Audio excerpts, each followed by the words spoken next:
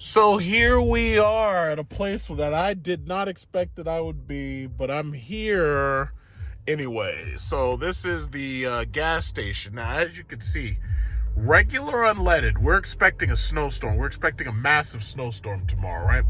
So it says regular unleaded is $2.89. Then it says premium. Now look at that jump. Regular unleaded is $2.89.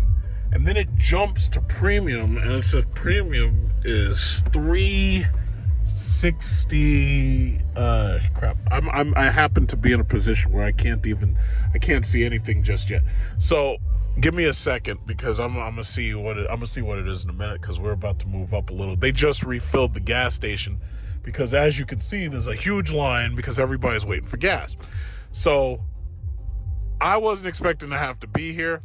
But the bottom line is, I'm here right now. So I'm going to hand them this car back because I'm finished making my video reviews of it and everything. So I'm going to hand them this back. And, here we go. Gas is $3.65. So that is a jump. I don't have my calculator on me, but that is a big jump in gas price. So you're going from $2.89 to $3.65, right? That's a big jump. And, basically, Biden's wars in the Middle East ain't helping. They're just not helping. So the bottom line is that this summer, you could pretty much expect that gas is going to be somewhere around probably about $4 a gallon. Gas is going to be somewhere around $4 a gallon. It might be more. And I don't know where gas prices are going to go. But one thing I do know is while everybody else is online getting a $3.65 and $4 and $5 gas and everything, I won't be. I'm going to be right up in my bed, sleep, with my car plugged up to my house charging. And that's just it. So I had a pretty good time doing my test drive videos of the Cadillac XT6. This is the first time I was ever able to get this much time with this car. And I have to say, as I've been saying, it's a very good choice for somebody who actually still wants a gas car. It's a good touring car. It's a great people hauler, Now, granted, that last row back there, you're not really fitting much back there except some kids. And right now you can see I have the last row still folded down because, I'd gone shopping and I put some stuff back there. But you're not really putting too much back there except for small children. At the most, like a car seat, if you really, because most women, the women in these cars, they're not going to put the baby that far back unless she's sitting back there with them. So the thing about it is, while that probably makes the most sense for a car seat, nobody's really going to put the baby back there unless they're sitting right next to them. And if you are sitting back there, you're cramped. So most of them are going to either occupy the second row or they're going to occupy the first row with the baby right here in the middle.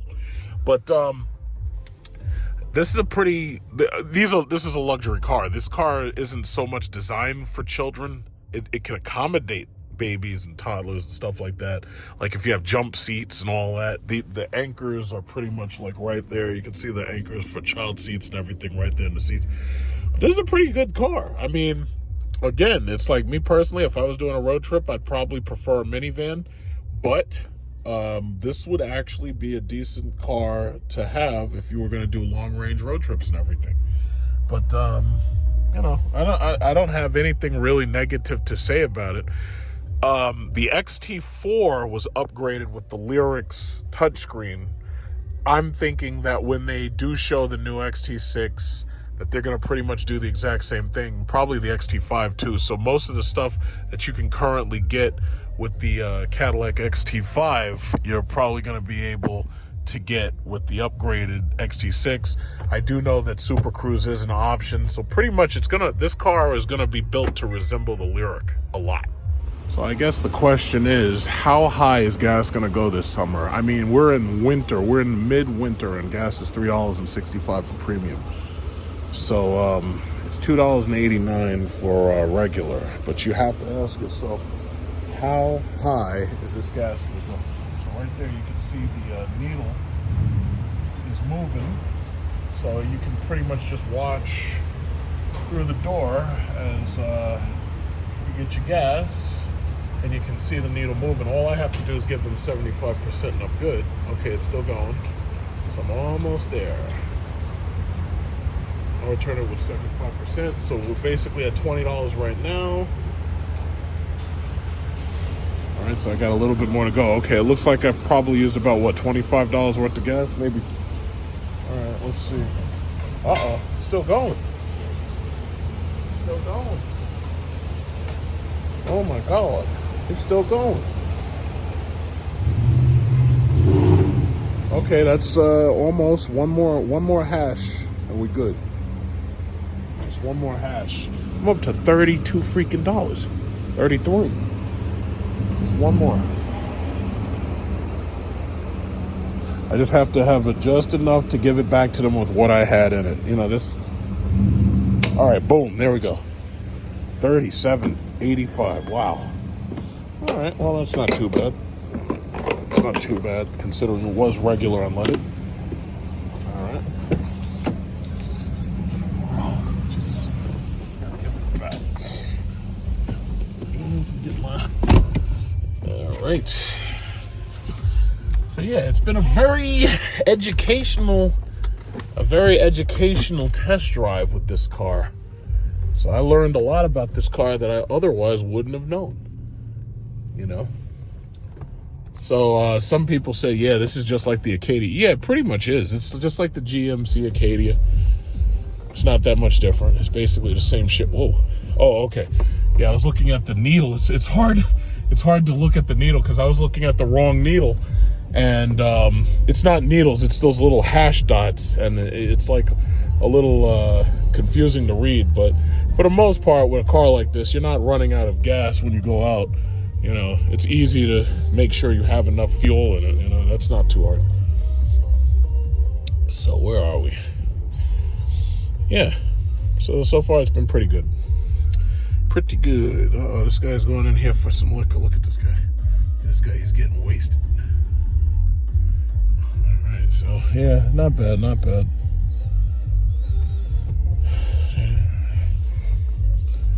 Yeah, I will say this, the navigation system, you know, it's old school because they haven't really updated this car as quickly as they've, you know, put the other updates out. So my guess is they're just going to go straight to the Lyric touchscreen. When they have that Lyric touchscreen in this, you won't need an Escalade. Well, you know, not unless you absolutely have to carry around some gigantic people.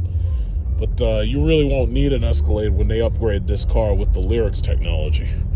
Because the Lyric touchscreen and the Lyric Super Cruise and all that stuff, when they put that in here, it's gonna be pretty good. It's gonna be pretty good. This is a good car, you know. So I was able to make all these little video clips because here's the problem: when you're making YouTube content, it's like one of the things that some of these people don't understand about YouTube is it's not as easy as just buying one car and you just keep making videos about one car. It's not that easy anymore. You're not going to get views. And I'm not in it just for the views. I'm basically living in these vehicles while I'm doing what I'm doing. So the thing that you got to understand is, oh shit, I fucking damn near filled this damn thing up. It's just that those dots were slower than I thought. Like I got into this thing with 75%. I've damn near filled this damn thing up, but that's okay. I'm not worried about it. It's okay. It's okay. So yeah, but what I was saying was yeah, I mean, you've got to diversify your content. That's why you've probably noticed when I'm making videos now, my videos are like over an hour long. And I'm putting, you know, as much stuff together as I possibly can. And I'm basically making feature-length movies on my iPhone. You know, you can't you can't think that you're just going to make one video and, you know, you're going to get like one car, you're going to make like one video. That's not going to work. It's like I try to diversify, you know, got to coordinate, diversify, you know, so... yeah, shit, I think I damn near filled this car up, but that's okay. So, you know, it's okay. I had a good time driving. It didn't cost me a dime. So, you know, filling it up, that's the least I could do, right? And I didn't actually fully fill it up, but I put the hash marks higher than they were when I got the car, which I'm pretty sure they'll appreciate. But yeah, and then they got the Corvette in there. I think they got the Z06s. Those cars are gonna sit right there. Ain't nobody racing after buying them cars. Like, I was talking about that with somebody just on the phone a little while ago. These cars have been, first of all, the MSRPs on these cars are out of control. All of these cars damn near are marked up already coming from the factory based upon inflation. That's number one. Then number two, their markups on these cars, like this whole bullshit about you go into one of these dealerships now, oh yeah, well, we got the Z06, but there's like a $30,000 markup. As soon as I heard that, I'd be walking out of the door. There's nothing that you've got that's worth $30,000 over sticker. Nothing. So they've got high MSRP, high markups, high probability of you getting your car stolen the very next day or sometime during that next week, high insurance rates, which also play into the fact that your car is most likely going to get stolen eventually. It doesn't make any sense to buy half of the shit anymore. It just doesn't. It's like you'd have to be a sucker to go into one of these dealerships and pay them that kind of money. You'd have to be a sucker, an absolute sucker. It's like there's no way. You know, it's like, yeah, listen, the only thing you could sell me is something that's got some nice incentives on it right now. The car market is basically, it's basically dead. SRT's dead. The Corvette C8 basically came and went like a summer breeze. It was okay for about 5 seconds. Now everybody's either got them or they're sitting on used car lots. What else? The Toyota the Supra was boring from day one. The Nissan GTR's days are over. It's like everything's dead. It's like everything's dead and boring. It's like now, you see what? You see this car right here? What is that? I don't even know what that is. That's a Lexus right there. All of the cars look like that now. Everything looks like an RX 350. Everything looks like an RX 350. It doesn't matter. Look at this. Look at that. That's another Lexus, or NX, I think. Everything looks just like that. Everything looks like that. Look at this car right here. Looks just like an RX 350 to me. You know how, like, when the news media looks at an AR-15 or any gun at all and they call it an AR-15? Yeah, well, that's what this is. Everything looks like a Lexus RX 350. Everything. You see this Volkswagen? That looks like an RX 350. It's the same damn car over and over and over. Look at that. You see that right there? Another Lexus RX. Everything looks like a Lexus. RX 350. That's all you get. These cars are boring. They're boring. Look at that. So you got the Porsche right there. That doesn't look like an RX 350, but guess what? You probably can't afford it because it's too expensive. Not to mention that you can't fit your whole family in it because it's too impractical. You know, so the market fucking sucks right now. It's boring. It's boring. Everything is boring. I've been saying this for months, and I think I've been saying it for years. Everything's so boring now. It's like everybody gets the same exact engine. Even if you were buying one of these muscle cars, everybody's got the same shit. Oh, yeah, well, I got a red eye. It's like, I can't tell the difference. Your car looks just like mine. Oh, no, well, I got the Demon. I got the Demon 170. It runs on alcohol. It's like, yeah, well, your car looks just like mine, though. Like, I was wondering, one thing, and you probably noticed it, most of the people who went out and bought those Demon 170s, it hasn't moved their channel. It hasn't moved them. Hasn't moved them one bit. I mean, they can get a couple of views from losing races to Tesla Plaids, but other than that, look at this fucking guy with that Jeep. That guy took off from this lane and drove past all. Yeah, well, if you get hit, they've got a camera up there to watch you get hit, and they'll play it back in the DMV because I've seen them do that before. But yeah, it's like yeah, everything's boring. Everybody's driving the same shit now. It's like everybody's got a Me Too car. It's like I was driving that Mercedes E350 for my video, and I was like, yeah, this is really nice and everything. It's got the nice S-Class interior, but other than that, this car is boring as hell. I would have preferred if they had made it an EV. Toyota Prius. Ugh. And that's the old one. That's the ugly one that looks like a starfish in the back. Thing looks like a starfish. Boring. Everything's so boring. Look at this. You're a Lexus dealership. You got a Corvette sitting out front. I wonder who traded that in. And what they traded for. Because, you know, I've noticed on Microsoft Start, they've been trying to talk up that Lexus, I think it was called the SC, which was like, it was like a V8. It was like a small V8 powered car or something. But yeah, those Toyota V8s suck, though. They're boring. I remember when Hyundai Genesis was trying to compete with like the SRT 300. It's like, those cars are slow and they're boring. It's like, nobody wants that shit. That's why it didn't sell well. That's why you're busy, like, pass by the Porsche dealership in a second. It's like, yeah, those cars were slow and boring. That's the reason why you're up there trying to talk people into buying them now. It's slow and boring. It's like Lexus is boring. I'm sorry. Lexus has always been boring, and now it's just more so. It's like you get into a BMW, you get into a Mercedes, that shit is like getting into a fucking nightclub. You get into a Lexus, boring. Let's go back over here. Let's look at this Porsche dealership right here. This Porsche dealership we got right here. You go to a Porsche dealership, they got a bunch of McLarens. Look at this. Okay, so they're detailing a Taycan, McLaren, Audi, Lamborghini C8, Lamborghini Huracan, Audi R8, I think, V10. Yeah, okay. Wonderful. So you got a bunch of cars that you can't sell because the interest rates are so ridiculously high. And, you know, it's so boring. Everything's so boring now. Look at this. Why are those things flashing? Why are the lights on all these Porsches flashing? I don't know. Did they purposefully turn the hazard lights on to attract my attention? Is that what it is? I don't get it. Are the alarms on? No, I don't hear anything. I've never liked Porsche. I never did. I know that, you know, they're nice cars and everything to some extent, but I never ever liked Porsche. I'd probably never buy one of those. Like they'd have to make something that like forced me to buy it for me to want to buy one of those. I never liked these things. GT3 RS, I could give a damn. I'll say, yeah, it's like to each their own.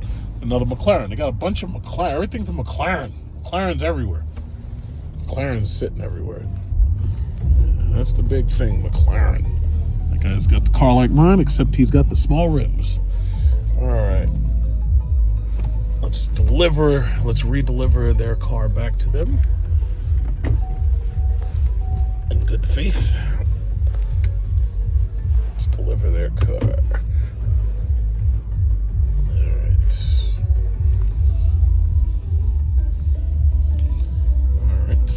So that right there was the XT6, and that's everything I had to say about it. Great car. Give it a look.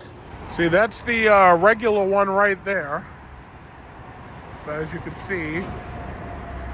But it's funny because when you get the smaller wheels, you actually get more mileage on the car because the smaller wheels take less effort to turn.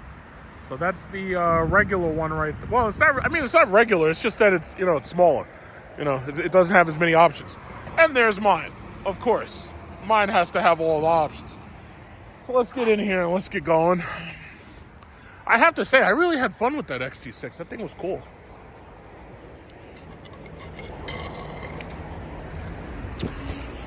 Yeah, that thing was really cool. So, these white seats, I had them wash it. I had them detail the whole thing. You gotta push the one and let this thing just roll on back by itself.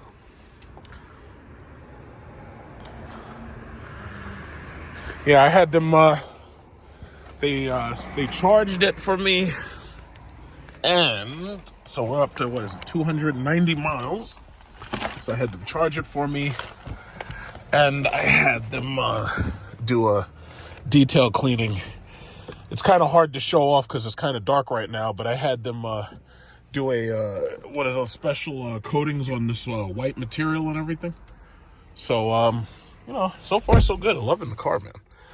Oh yeah, I got a lot of junk in my pocket. I gotta take this stuff out. So I do not know how bad this snowstorm's gonna be, but we're gonna find out. So, bottom line is, those lines at the gas station, that's pretty much what you expect when you know you got a snowstorm coming. I saw people trying to put gas in their tanks for their snow blowers.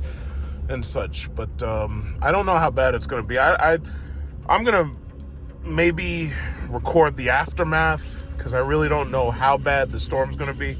But the mere fact the city was shutting down and all that and telling everybody to work remote, my guess is that it might be kind of ugly, but I just don't know yet. So we'll find out tomorrow, because thus far I'm looking at the sky.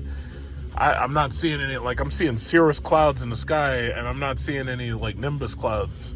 So it's like, I guess that's supposed to come in late tonight or something. But we'll find out. So we'll see, because right now you can see it's like, right now the sky's looking clear, you know? And we'll find out. We'll find out. So as you can see, this is, I guess you could call it February 2024's ice storm midwinter break. So basically, as you can see, there's a power truck trying to work on these power lines and everything. Basically, we were warned that there was going to be a winter storm, and a lot of people were basically sent messages by the city that the whole city was basically going to close, and they basically wanted to keep people from coming to work. They basically wanted to keep people off the roads. So this is the winter storm. Now you can see there's obviously a lot of ice that's still on my car. I was able to get a lot of it off just by making a sharp turn, and it just slid right off. But this is what it is. It's like originally some people were like saying, oh yeah, the news don't know what they're talking about. They're making a false call and everything. Well, yeah, I guess it's fair enough to say this isn't the worst blizzard I've seen, but this is a significant winter storm. And the reality is it's better safe than sorry. I don't see any reason why people should have to go to work on a day like this. Like, especially when you got all these computers and technology and everything in your house that can allow you to do a lot of remote work. But in my opinion, even then, remote work is basically, in some cases, bullshit to me. Because the thing about it is, I can't believe that people allowed these cell phones and these cameras and these iPads to come into their house. Because I remember during a pandemic, when there were like a lot of people getting caught on Zoom calls doing inappropriate things. But the thing about it is, this is their house. It's like, it's not inappropriate. They're in their house. Just because, you know, you try to force this camera down their throat and force them to be on camera and participate in these stupid Zoom meetings.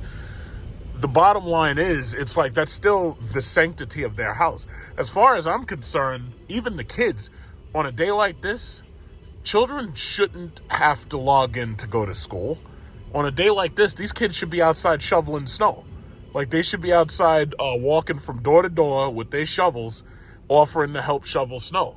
Especially when you got all these old-ass single women who can't do it themselves. In fact, you got a lot of old, elderly grandpas who can't do it themselves because they're old and they're elderly and they're unable to do it because they're old.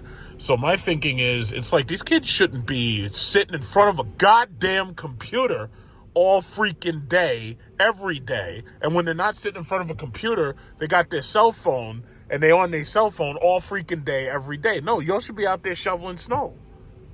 It's like even me right now. I'm going right now to help my parents shovel snow. That's exactly what I'm doing. Otherwise, I'd be in my bed right now, to be perfectly honest with you. I'd be in my bed asleep because I already shoveled my snow and I put the salt down.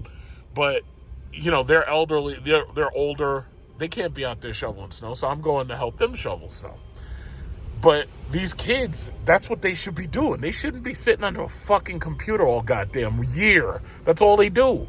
And you wonder why you got so many problems out of them. All they do is sit under a freaking computer. You should have them out there shoveling snow, putting down salt, helping the elderly grandma neighbors. That's what they should be doing.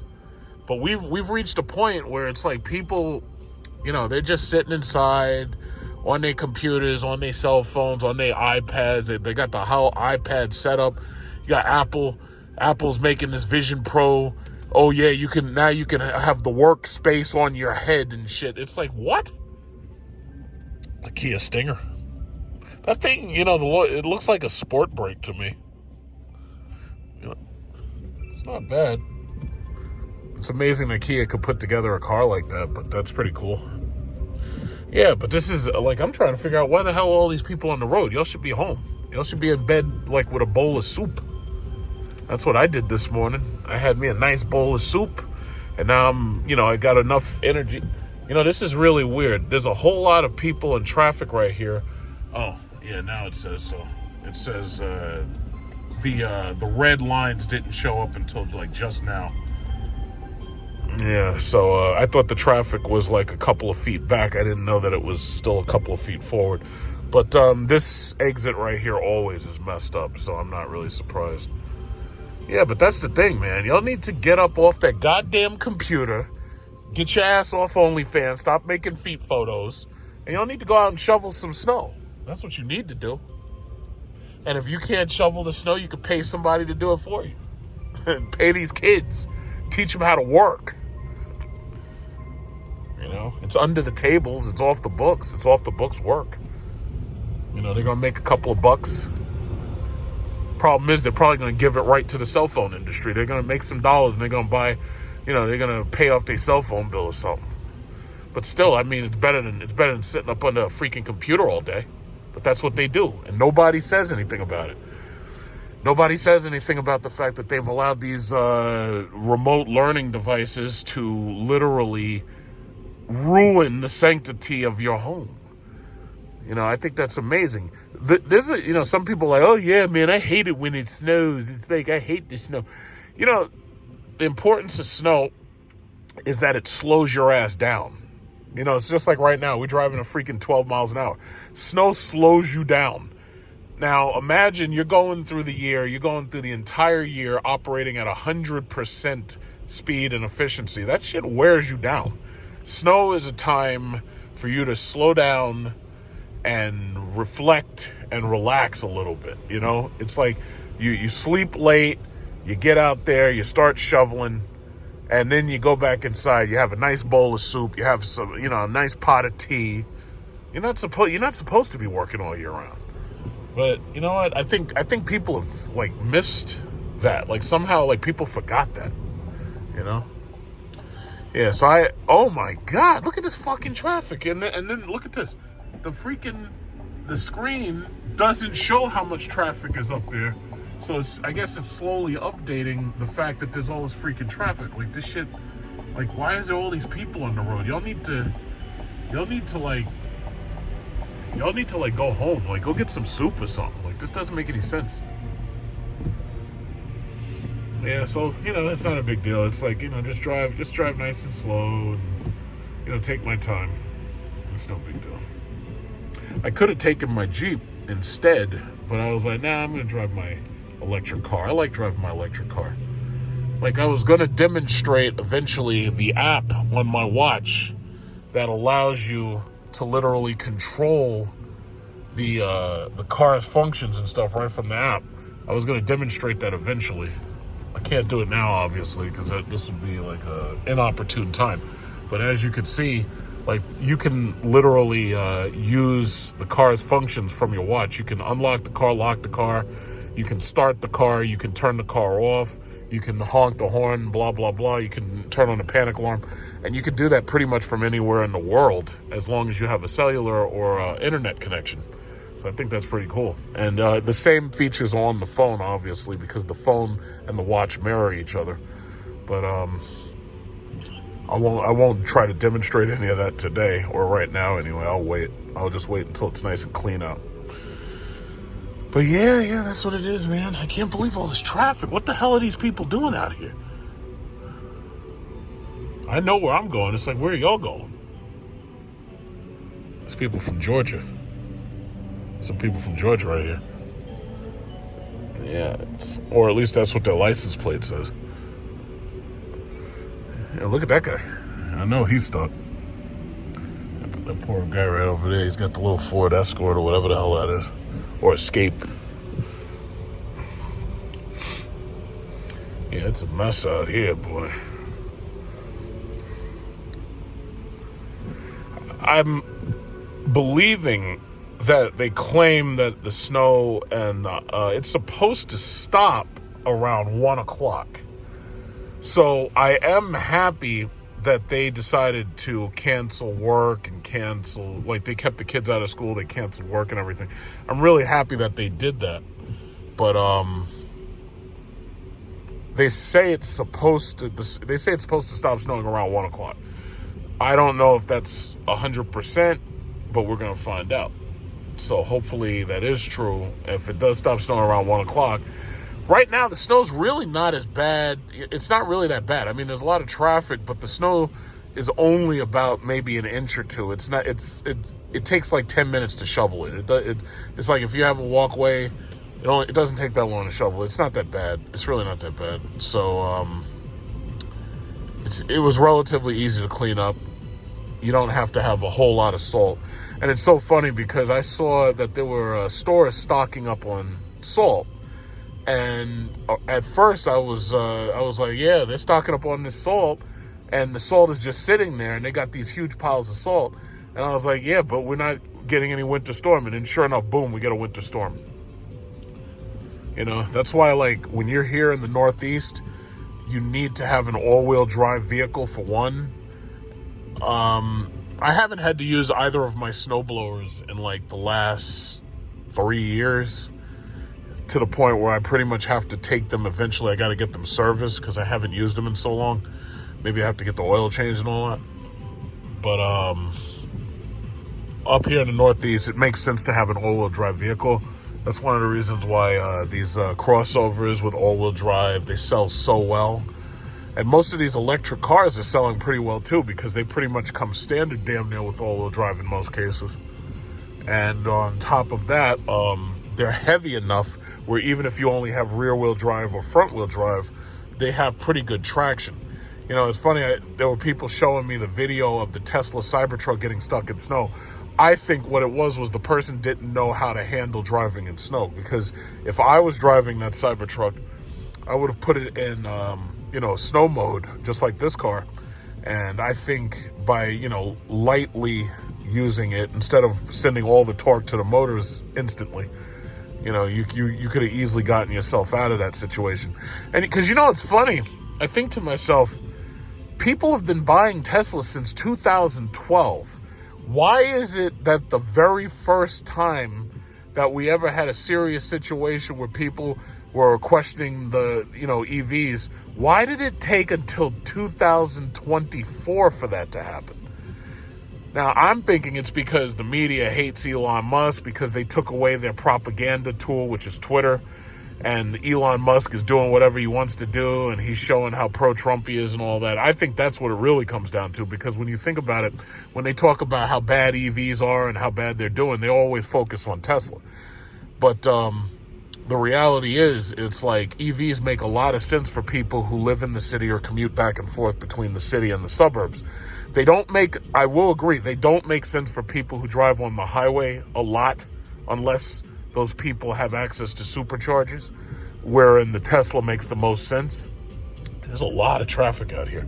Like right now, it says that this thing is supposed to be green in front of me, and it's a lot of traffic, and it's not updating properly. I thought this was going to be clear. I didn't know it was going to take this long. Yeah, but I think most of it comes down to anti-Elon Musk hate. Because I'll never stop saying it. The liberals were so in love with Elon. Oh, he's a genius. He's a genius. Oh, you could look at his mother and tell that she had such a hard time raising him because he was gifted and all that bullshit. I had to listen to that shit all those years. Listen to people praising this guy. And I got nothing against him. But I was like, wait a minute. Don't y'all understand what this guy is? And I could see this guy a mile away. I was like, yo, this guy's a snake oil salesman. It's like, I knew that from the very beginning, but I gotta say, that's some damn good snake oil he sells. Oh, he's a genius. His mother must have had such a hard time raising him. Oh, he's such a gifted boy, and he's such a... Next thing you know, when he came out with that pro-Trump shit, oh, Elon, he's a South African racist and all that shit. I was like, wait a minute, South African? Y'all was saying he was an American businessman 10 minutes ago. Let's just face the facts, everybody. Elon Musk is the richest African American in the world. Did you hear what I said? Elon Musk is the richest African American in the world. And if you can't understand that, then that means you can't understand facts. Elon Musk is the richest African American in the world. And they don't like that. They don't like that shit at all. I think before him, I think it was John Kerry's wife, because she was the heiress of Heinz. And they're like, yeah, I remember when the liberal media, oh yeah, well, John Kerry wins, his wife will be the first African-American first lady. I was like, you people are fucking stupid. You people are really, really stupid. But that, it is what it is. You try to ignore them. Just like, you try to ignore them just like they're trying to ignore Tucker Carlson's interview with Vladimir Putin. They're trying to ignore that in the worst way. Last time I looked at it, it had like 12 million views. They're trying to ignore that shit in the worst way. God forbid we hear somebody speak for themselves. God forbid we hear somebody tell their side of the story that doesn't jive with your side of the story. God forbid. God forbid a journalist does his job. God forbid. God forbid a journalist actually goes and interviews these people you've labeled as evil. You remember when they were telling us Vladimir Putin was sick and dying and they were, oh, he may already have been overthrown. Oh, he may be, you see his hands are shaking. He's got paralysis or some shit. You remember when they were saying all that stuff? What are they saying now? That's my question. Pay no attention to that interview. No, pay no attention to it. Pay no attention to it. Yeah, but that's okay. That's okay. No matter how much they try to throttle certain channels, no matter how much they try to suppress the truth, the simple fact is you ain't going up against somebody who got nuclear weapons. And that's the truth. You know why? Because just like that, either you'll incinerate each other or you get incinerated. It's one or the other. You can't fight certain people. You just can't. That's the truth. That is the truth right there. That right there is the Second Amendment, in fact. Now, I don't know if they have the Second Amendment over there. I don't think they do. But I've never really studied their laws or if they have a constitution. But that's what the Second Amendment's all about. The Second Amendment's about protecting your freedom of speech with having that thing on you. And in some cases, that thing might happen to be a nuclear missile. You got to have that thing. And all of a sudden, they back off. They stop. No, just ignore it. It never happened. Just ignore it. Pathetic. Sad thing is, everybody sees through you now. Everybody knows the truth, and they see right through you. How about that? Man, this traffic sucks. This traffic really sucks. What's going on here? Oh, God. Oh, well, it is what it is. But, at least it's moving. In fact, this is that scenario they kept on, oh, if you're in an electric car and you get stuck in the ice and snow, you're going to freeze to death. Well, I've got 273 miles of range, and even if there was a pileup or some shit and I couldn't move, all that would do is force me to start breaking traffic laws because I'm not afraid to drive on those shoulders, and I'm certainly not afraid to turn this motherfucker around and drive the wrong way. I'll do it if I have to. Now, I don't want to, but, it's like one of those things where, you don't have a choice, Because I'll drive right on that shoulder. I'll go up there with them trees, and I'll get right over there. Look at these people. Hey, I've never seen kids playing like that before. I'm glad these kids are not inside on that goddamn computer. They're playing in the snow. Now, I have a little problem with them being next to the highway, but, I'm glad they're outside playing. Look at this. This is incredible. But at least they've salted, and they seem to be doing what they can to make sure the electricity keeps flowing. Oh, what happens if the electric power wires go down? What happens if the power wires go down? You won't be able to charge your electric car. I'll drive to my mom's house. I'll drive to my uncle's house. I'll drive to a supercharger or a charging station. I'll drive to Cadillac and charge my car in their backyard. Yeah, there are options. You do realize we don't live in a box, right? Yeah, if the electricity goes down, you're screwed. Well, if the electricity were to go down in my house, I wouldn't have heat in the house. So I wouldn't be able to do much of anything now, would I? I wouldn't be able to eat. I wouldn't be able to heat the house. I wouldn't be able to turn on the lights. probably would make more sense to drive over to my other house, wouldn't it? And then I'll just tell my tenants, I'll be like, hey guys, how y'all doing? Listen, I just stopped by to see how everything is, make sure everybody's okay and everything. And it looks like I'm going to have to stay here for the night because my other house is down, the electricity's down. But since you're my tenants and I control the roof above your head, you ain't got much to say about it, now do you? You know? That's just what it is, I'm sorry. Yeah, so as you can see, this is what winter looks like here in New York City.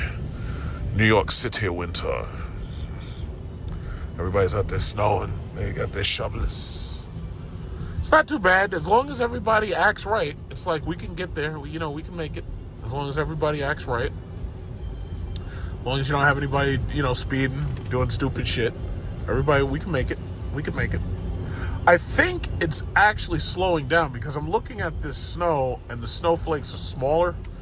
But they said 1 o'clock, it should be over by 1 o'clock. So I'm counting on them. I'm just counting on them. We'll see what happens. Emergency service vehicles, tow truck, EMS. I know I'm going to have me a nice pot of tea with my lovely Lloyd's pineapple pear tea. I'm going to have a nice pot of tea later. I'm going to drink that tea. Plenty of tea and honey. It'll be wonderful. In fact, what they really should do is they should cancel work tomorrow. Now, I don't think that's going to happen. I think we'd have to have nonstop snow for 2 days, but I really don't think that's going to happen. It would be nice, though. I mean, it would be an absolute catastrophe and a mess, but yeah, it would be nice, though.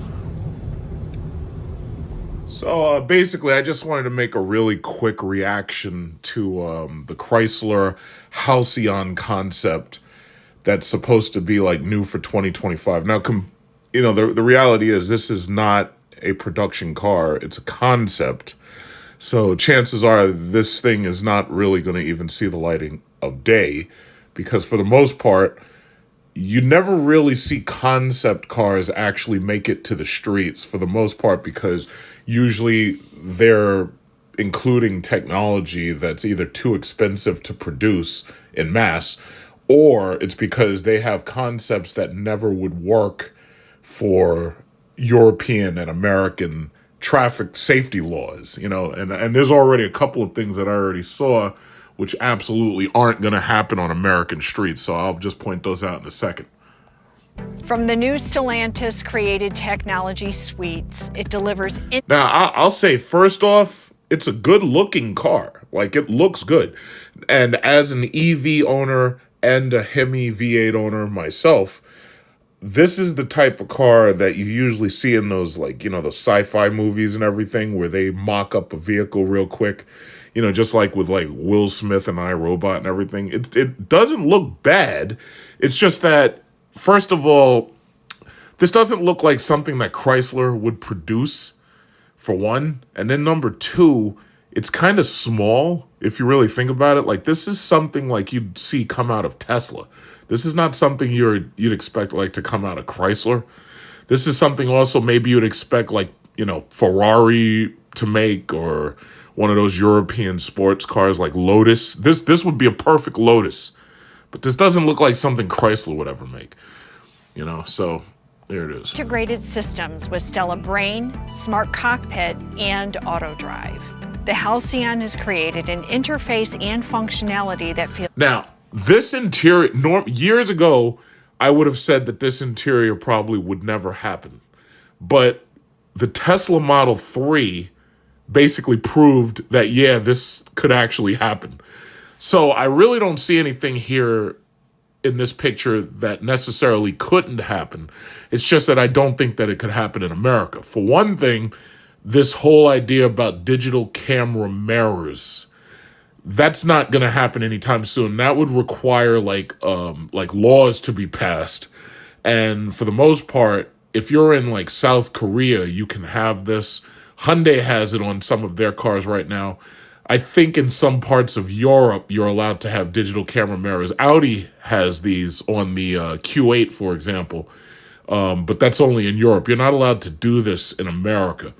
With those digital mirrors, by the way, usually in the area that connects the A-pillar and the door, where you see that big black triangle, that would actually be like a LCD monitor on both sides.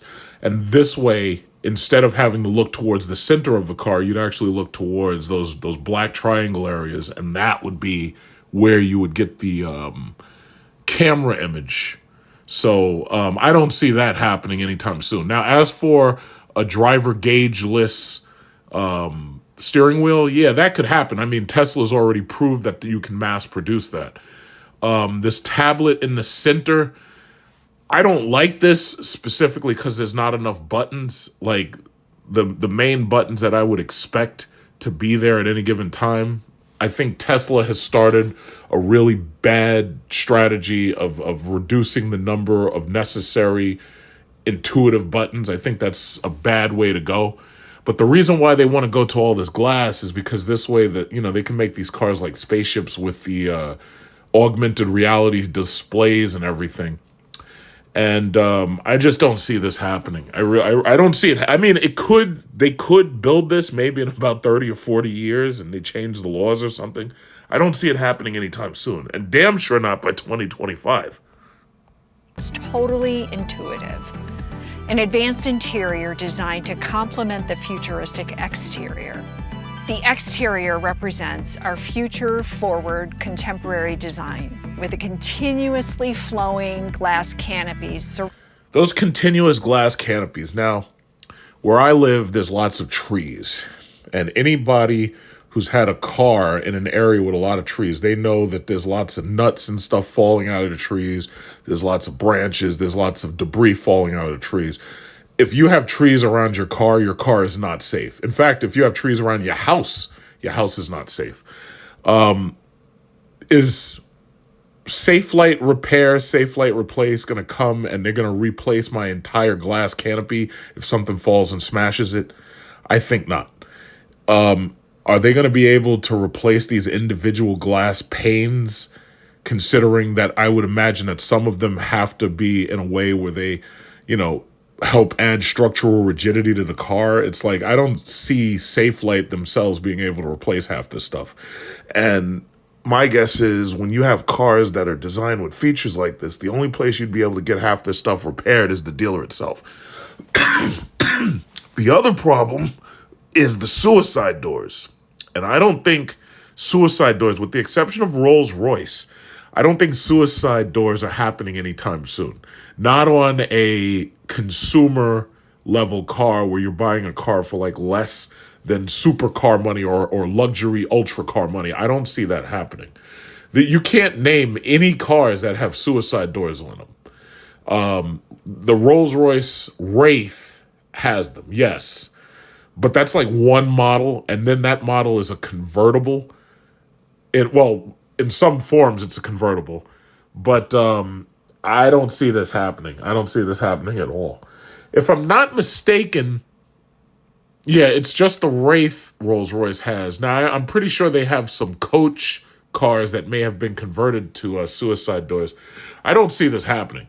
And furthermore, one of the reasons why that wouldn't happen is because when they do the side impact crash testing, if those doors don't have a pillar, then, because you got to understand, the pillar adds to the crash test rating. So when a car hits that B pillar helps protect the driver. If they're talking about a pillarless suicide door car, no, I just don't see that happening.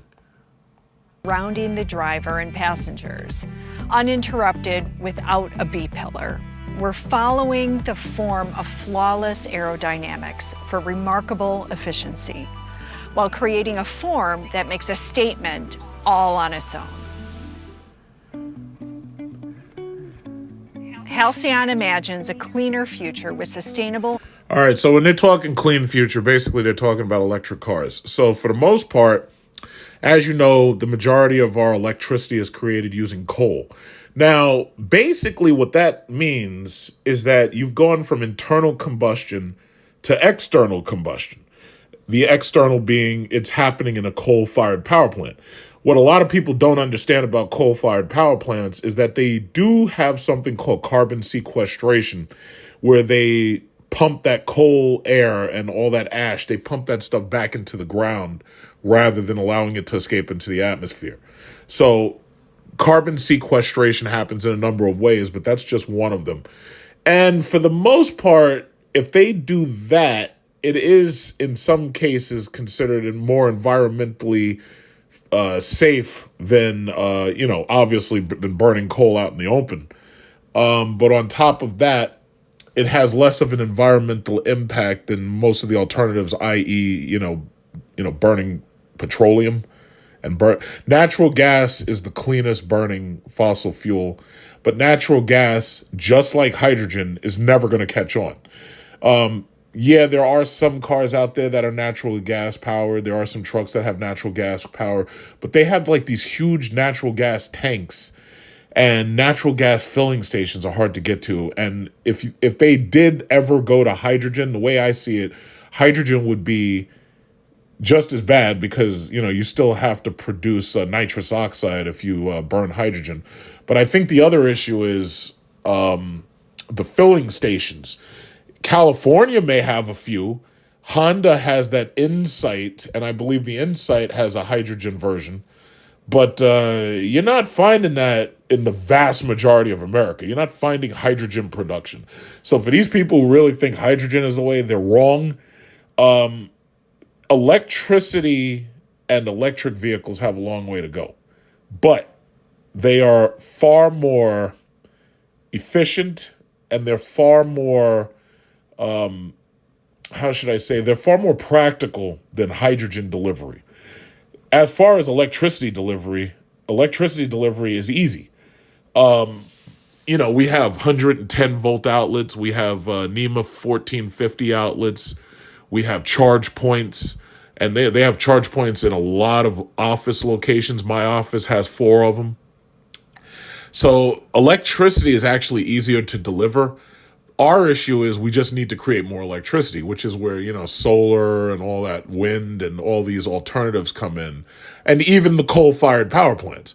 So when they say that they're trying to make these cars cleaner and greener, what it really comes down to is, yeah, they're going to be electric mostly. And then on top of that, they're going to be using a lot of recycled materials. So, all of that plastic that's getting into the dolphins' noses and stuff, they're going to fish that stuff out of the ocean. They're going to chop it up, and then they're going to make seat material, and they're going to make material in the car that is all recycled material. Like when I was in the Fisker Karma, I believe, and the Fisker Ocean, I think that's one of the main selling points of these cars now. It's like, oh, yes, well, you can have a clean, green future, and you can save the fish and all that, Yeah, so it's just what it is. And recyclable materials for the materials, exterior and interior. 95% of this vehicle's materials are sustainable, delivering harmony with the planet we all call home. Blah, blah, blah. Our commitment to a cleaner process starts with the exterior finish, as we use a highly durable film instead of paint on the interior. A highly durable film instead of paint. It sounds like she's trying to sell us car wraps.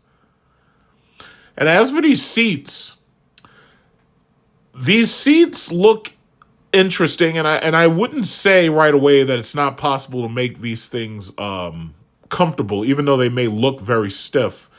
But when I look at these seats, I think back to the Lincoln Aviator and the Lincoln Navigator that they're currently selling. How instead of just giving you a regular cushy seat, they're giving you these futuristic looking pads, and the pads have multiple points of movement and articulation. Now, I'd be lying if I said that I've had enough time in that type of seat to really be able to say how comfortable it is. But I really prefer that you just give me a nice cushy seat, like with a nice fat padding that over the the length of ownership, like I'm gonna sink into it. These seats, you can't sink into these seats. These things damn near look like memory foam, and it's like it might be comfortable initially, but I don't know what it would feel like to sit in one of these things for like 3 or 4 hours. like if I was doing a long drive. So I'm not, I don't know. This would work for a sports car that you don't drive very much, but I don't know. I don't know. I'm not feeling it. It looks cool, but I'm not feeling it. Or end caps. We've integrated a 100% recycled composite material into the interior made from post-consumer CDs. Now, can you imagine this?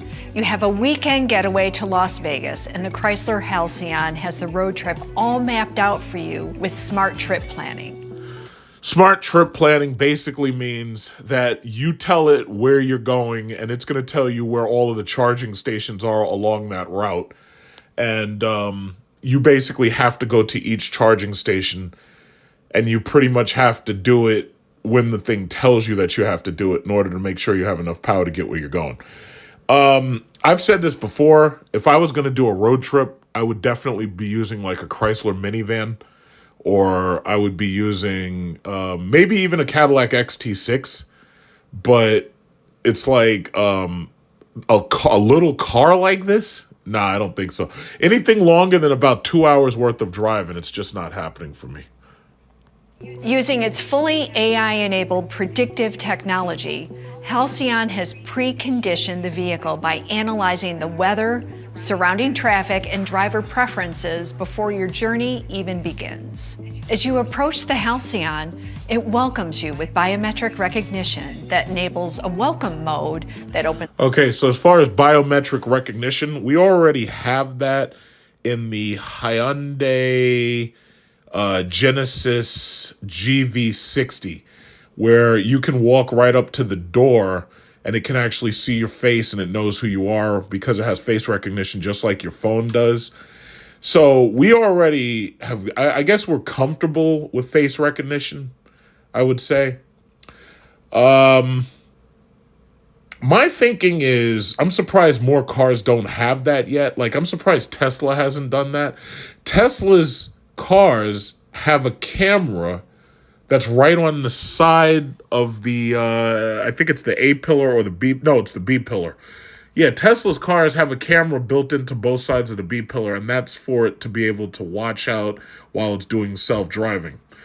And I'm actually surprised that Tesla doesn't simply use software updates and say, yeah, well, we can make it so our cameras can recognize your face. And that would actually be a great way to enter your Tesla and to, auto set up your Tesla and everything. I'm surprised more car companies aren't using this.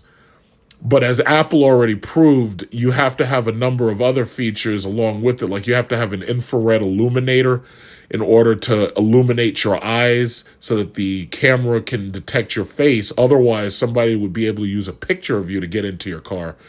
But if you try that with an Apple iPhone, it won't work because the infrared illuminator will, flash onto the picture and it won't work because the sensor will be like, wait a minute, this is not a real person.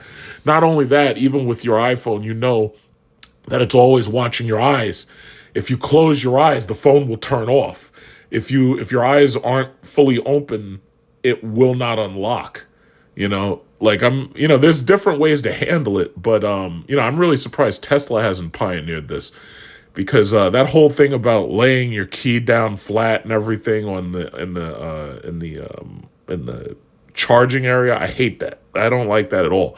Like when I get into and out of my electric Cadillac, the key, I can have the key clipped to my belt loop, and the car knows not only when I get into the car, it also knows when I get out of the car. It knows when I walk away from the car, and it knows when to lock itself. It knows when to unlock itself. That whole thing about the Tesla card key, I was never sold on that idea. I don't like it. I just don't like it. But the face recognition thing has a lot of possibilities and merit. My thinking is they could have cameras looking at the driver, just like in my car.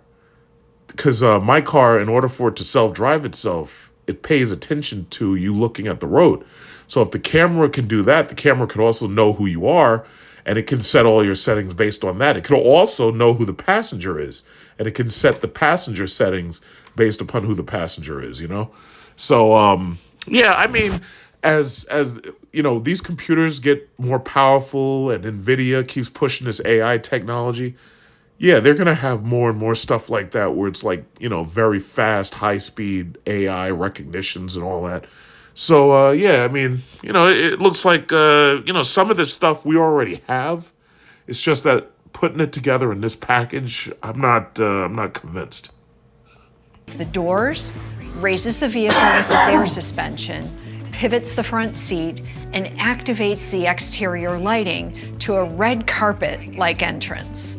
So you can load your bags and get comfortable for the ride. Okay, that whole thing about the back seats sliding towards the trunk, I don't think that shit is happening. I really don't. You know, the Tesla Cybertruck has it where you can fold up the back seats and it opens up the floor space a little bit more. But this, I don't see that happening. I mean, could they do it? Yeah, I mean, they could do it, but could they do it in a way where they could mass produce a car? I don't really see that happening. In fact, yeah, I just don't see that happening. No. Using the advanced technology of the Stella Brain and Smart Cockpit, Halcyon creates a personalized driving experience. As you gear up for the road trip, you can rest easy knowing that our software serves as both a co-pilot and a concierge. The Smart Cockpit features a stowable 15.6-inch center console screen that can be used in a portrait or landscape mode. Okay, and while a touch so once again, they've taken away, like this is something Tesla would do, where you have the PRND and you touch the screen in order to put the car in park or drive or something. Tesla's like if you watched a video that I made where I was driving the Tesla Model S with the yoke, or when I was driving the brand new Model 3 Highland, this is something that they would do, where you have to touch a screen and you have to slide up or slide down in order to put the car into park or drive. This way of doing it is logical, I would say. This is something that I think, you know, people could get used to. It's just that you have to have a backup somewhere. Now, in the Tesla Model 3 Highland, what they did was they put the backup as a couple of touch buttons on the ceiling. But there always has to be a backup because there's always the possibility that the screen could turn off or go out or fail. So it's not necessarily a bad thing. It's just that I'm so used to using a gear shifter that I can't see you taking away my gear shifter. Now, in one of these futuristic electric cars, yeah, I mean, I could get used to it, but, you know, I really feel better having easy to see, easy to touch buttons. And this way of doing it doesn't seem too unreasonable. So, yeah, I could see this happening. But I'm surprised Tesla hasn't already done this, honestly. But they basically did this. They just did it in a different way. Is made to be touched. This system is also voice command ready. So say your favorite song, hear your favorite song. Like a concierge, always at the ready. The system reacts to your requests. Cooler cabin, warmer cabin. All right, well, I've demonstrated this a couple of times, like when I go to like, you know, use a Mercedes or something, because you can talk to it and you'll be like, yeah, hey, Mercedes, I feel warm. And then the car will turn on the cooling. Or you could say, hey, Mercedes, my back hurts. And then the car will turn on your seat massage. Or you could say like, hey, Mercedes, I don't know, my balls itch or something, and it'll do something for that. But the bottom line is, yeah, the voice controls, as AI computers get better and better and better, the voice controls are getting better and better at listening to natural speaking. And I like in the BMW i7, it's like you could say, yeah, hey, BMW, open all doors, or open passenger door, and it'll do it. Like if you're like a concierge service and you're waiting for somebody to get into the car, like you don't have to get out of the car to open the door for them. That's pretty cool. But I don't know. I'm used to touch buttons, but I guess that's just the old way. Halcyon can also anticipate customer needs based on preferences and history. With its Stella AutoDrive Level 4 autonomy, You and your passengers can relax during its fully autonomous drive, utilizing the full cabin by activating the rear stow-and-go seating. This allows you and your passengers to enjoy an incredible lounge-like experience. The vehicle also showcases innovative active aero solutions to reduce drag and extend range. Halcyon boasts extensive safety features such as adaptive LED headlamps. I saw somebody make a comment that they hated the fact that they have these light strips across the front of these cars now. Mercedes did it. Tesla did it with the Cybertruck. Ford Lightning did it with the F-150 Lightning. Who else? I don't remember if Audi has it, but you know who else did it? Volkswagen did it with the ID4. Some people don't like these lighting strips. I don't really have a problem with them. And my car, the entire front grille is a lighting strip because like my entire front grille is glass and carbon fiber. So all they do is they have a light in there or a couple of lights in there, and the glass allows you to see through it. So most of it's like painted glass, and the parts that aren't painted allow you to see right through it and everything. I mean, the bottom line is they're basically pushing to make these things look more futuristic or to make it look like, you know, something in a sci-fi movie. So the bottom line is they keep coming up with new gimmicks. It just so happens that the lighted LED front strip just happens to be one way of denoting an electric vehicle. As far as the active aero, you know, the first time I really saw that was on the Audi A7, I believe it was, where you have a spoiler that pops up and retracts and all that. It's like, you know, it feels to me that a lot of this stuff is superfluous, maybe a little bit unnecessary. Most of these cars, I've noticed even in my car is extremely aerodynamic, where when you're driving, it's like it really does feel like you're just slipping through the wind and the air. So my car is very, very, very aerodynamic. And when you know, with these electric vehicles, the bottom of the floor of the car is flat. So it's so flat that air just basically just passes right through it and passes right under it and passes right over it. And these cars pretty much have very low drag coefficients. So they're not boxy anymore. They're extremely aerodynamic. This car really looks like a race car. This car looks like something that you would have like a V12 in and you'd be driving it really, really, really fast, with the exception that it has 4 doors instead of it being a coupe. But those days are over. The V12's dead, the V8's dead, and all of that's coming to an end.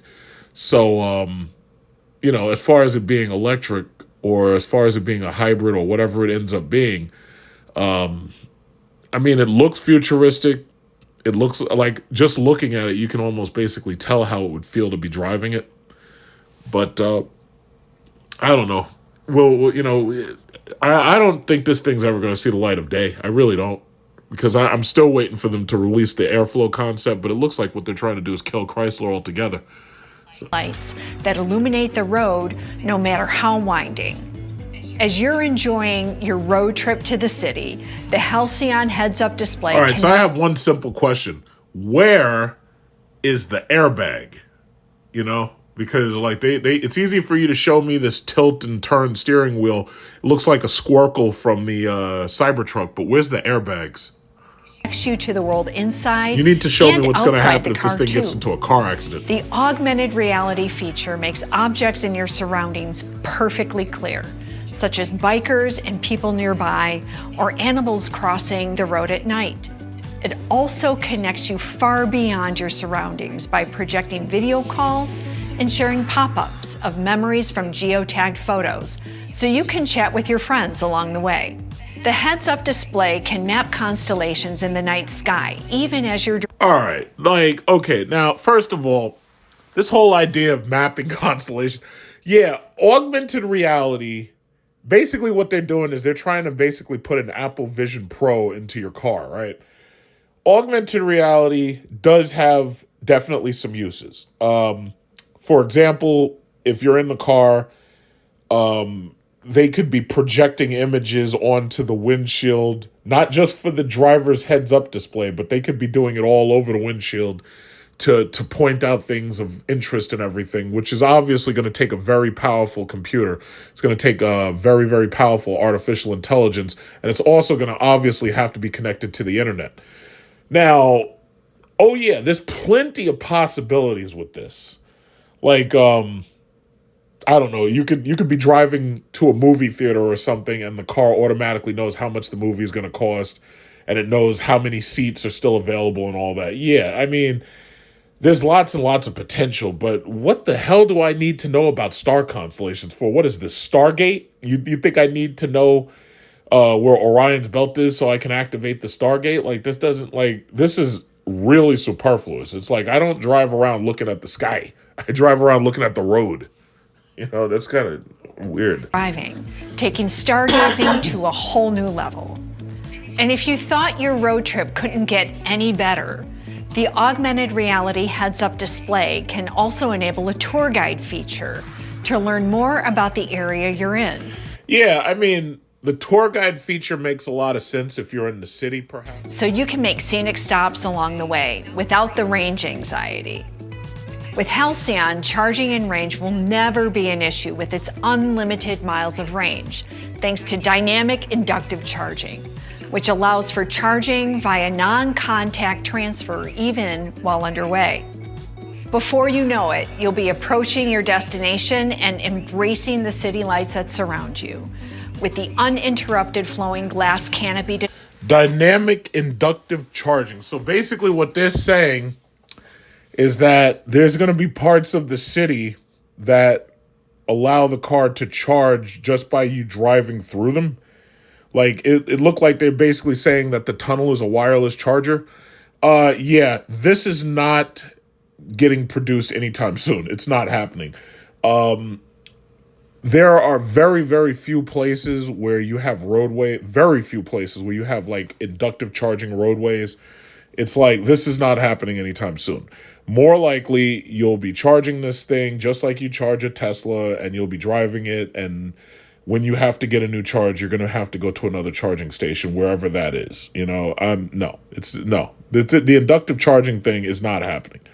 Furthermore, they've already realized just how much money they can make off of us by having us driving back and forth to charging stations. Like, Tesla is charging, what is it, like 48 cents a kilowatt hour? So that means that if you have a 100 kilowatt battery, you're paying them like $48. And they could charge you for off-peak and on-peak. Inductive charging would theoretically be relatively free. They're not going to let you charge your car for free. It's not happening. You're going to pay. They're going to have some way to make up for the money that they're losing from gas tax. So more than likely, the city or the cities and the roadways, the international and interstate roadways, they're going to have to build more and more chargers. And what they'll do is they'll make up for the gas tax by charging you to charge your car. And that makes a lot more sense. But inductive charging, no, I don't see that happening anytime soon. Design of the Chrysler Halcyon. As you reach your stop, unload your bags, and get ready for the adventure ahead, the Halcyon will enable valet mode and locate a wireless parking spot so you waste no time getting to where you want to go, all while... Wireless parking is inefficient. Wireless parking is just as bad as wireless charging of a phone. First of all, nobody really wants to use wireless charging because, first of all, a cable delivers direct, uninterrupted power, and a wireless charger, if your phone nudges around or moves around while you're driving, considering a car is it moves around, it's like you lose the connection, and you may not even notice that you've lost the connection until you get out of the car, and then you take up your phone and you're like, oh shit, thing didn't charge. Meanwhile, every time I get into my car, I plug in my cable, and even right now, I have a cable, I think I showed it to you in a video, I have a cable that has a built-in voltmeter, where right now I can see that there's 8.2 watts going into my phone. Like, I can actually see how much energy is going into the phone. I have that exact same cable in my car. So I bought like a couple of cables that have voltmeters built into them. I don't like using wireless charging. My car came with a wireless charging space in the... I don't use it. It's like, I don't use it simply because it's so much easier to charge my phone with the wire. You know, it's direct, uninterrupted power. So, you know, I don't see wireless charging of these huge, because a car like this is going to have a 100 kilowatt hour battery, maybe even higher than that.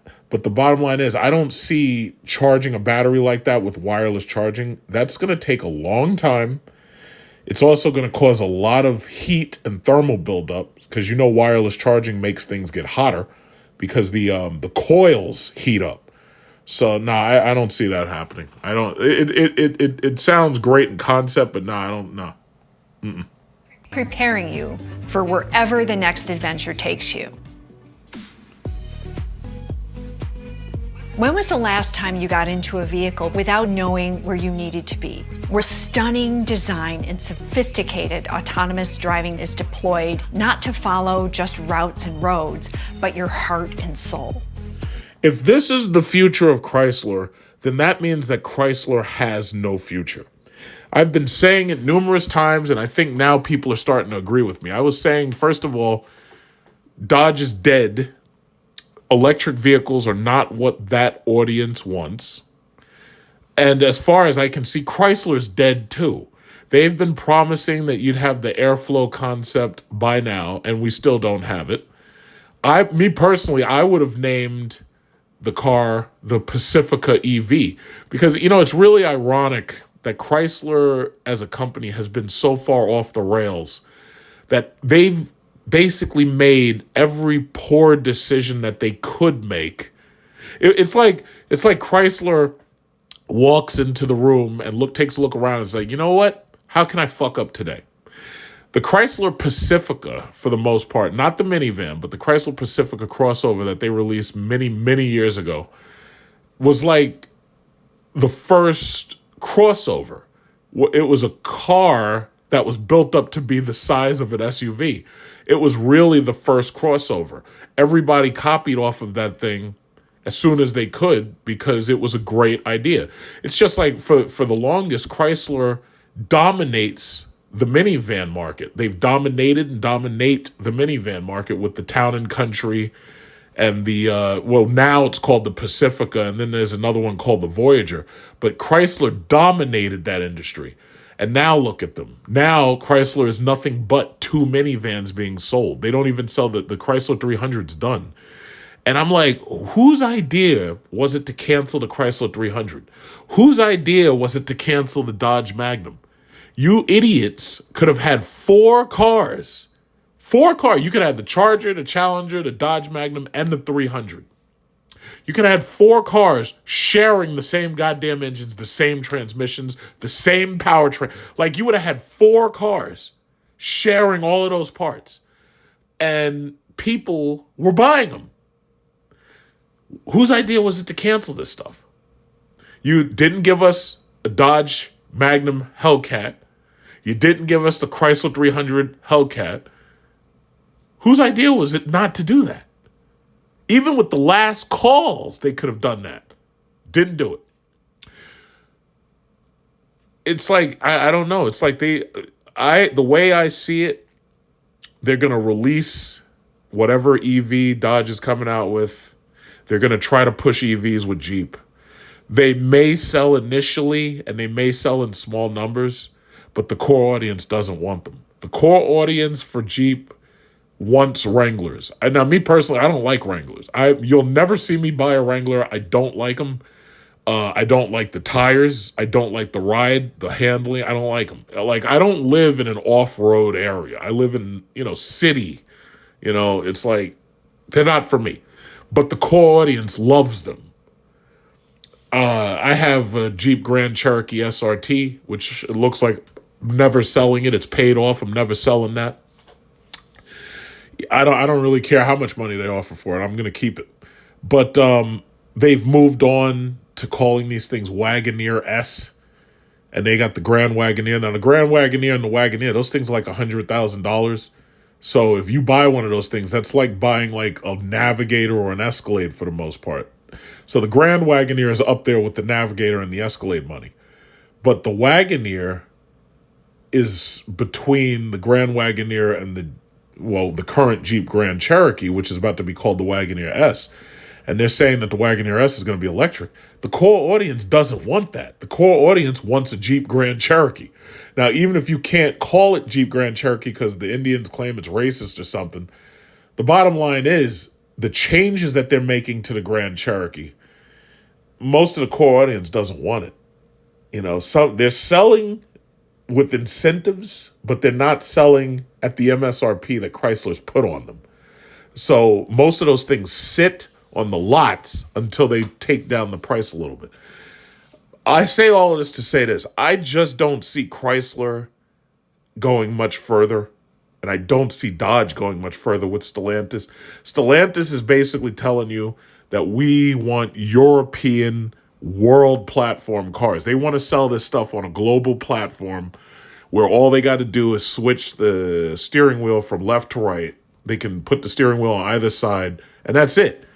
And Europe, as I've mentioned many times before, has lost the war to Russia. So for the most part, Europe is being forced to ration energy as much as possible.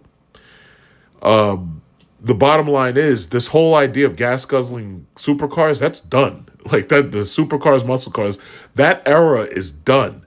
You'll know it's completely over when Lamborghini, after they make this, what is it called, the Revuelto, when Lamborghini finally moves away from the V12 entirely and none of their cars are V12 anymore, which will probably be in another 10 years, that's when you'll know it's over, because it's just over. So Europe is moving to the green and clean and all that. They're moving over to that aspect. Green, clean, recycled. That's what they're doing. Stellantis is a Dutch company. I give them about 10 years before they cut Dodge loose. There's no way that they're going to make... They're not going to profit off of Dodge because their core audience does not want... They don't want electric muscle cars. They just don't want it. Now, there are people out there who do want it, but the Dodge audience doesn't want it. One thing, one thing I've realized, if you take a look at car theft, you know whose cars don't get stolen much? Tesla. You know whose cars don't get stolen much? Electric cars. Like my Cadillac, my electric Cadillac, I ain't got to worry about nobody stealing that. You know why? Because all I got to do is look on my watch, and from satellite, I know exactly where my car is. And I'm going to demonstrate that eventually. I'm going to demonstrate the watch app when the weather gets better. But you've probably heard there's been a couple of stories in the news where somebody's car gets stolen and then that person doesn't even bother calling 911. They go and load up their Glock and then they go track that car down. And, well, you know what happened next, because there's been a couple of those stories. And typically the homeowner drives home with his car and the car thief gets buried. So nobody's stealing these electric cars. Nobody wants them because you can't steal them. That's part of it. See, first of all, a lot of people don't want these electric cars to take over. They're taking over no matter how you feel about it, because there's no ego in them. All electric cars are basically Me Too cars, right? So for the most part, you can say they have no soul if you want, but for the most part, you can't really brag about having them. It's like nobody's bragging about a Tesla Model 3 or a Tesla Model Y. The most they might brag about is a Tesla Plaid, but there's other people out there with Tesla Plaids. You can't really brag about them. There's not much ego in them. Everybody who buys one has the exact same thing. It's kind of like an iPhone. It's like you don't hear anybody bragging about their new iPhone. Everybody has their new... The day that they got their iPhone, a lot of other people got theirs. There's no braggadocio in it. That's the reason why these dudes love these muscle cars, because they can brag about them. They can't brag about an electric car. There's nothing to brag about. Everybody else got the same thing. Then the second thing is you can't steal them. Nobody wants them. Nobody wants to steal them. When they say nobody wants EV, that's not true, because we've got the sales figures to prove it.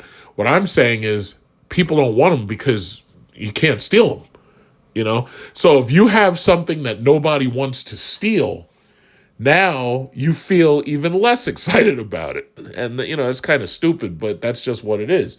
So the bottom line is the Dodge buyer wants cars that they can brag about because they stand out. But that's coming to a very swift end.